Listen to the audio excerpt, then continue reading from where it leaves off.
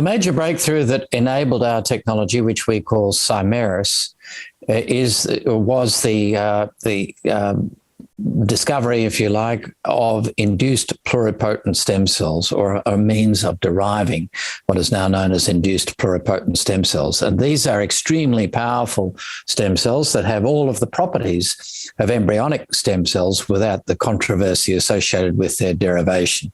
In other words, accessing them from living embryos, which in many cultures is tantamount to murder. In our case, induced pluripotent stem cells, as I said, have those similar properties. That is, an ability to become nearly any tissue within the body.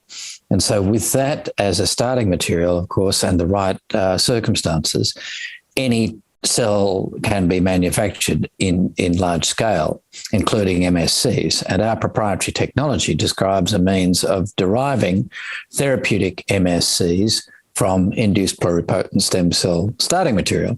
What that means in practical terms is that once the iPSC has been derived from a one-time donation from a single donor, then we do not need to continue sourcing the starting material from multiple donors.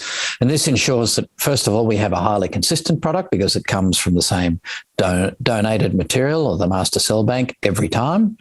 And secondly, it allows us to utilize the iPSC property of an ability to self-replicate infinitely, to expand large numbers of iPSCs, and then, as a final step in the manufacturing process, produce the finished product that is the mesenchymal stem cell, or MSC, meaning that the MSC itself has not been subject to multiple cycles of cell replication, which essentially leads to the issues that I described before of a reduction in potency or senescence, or both.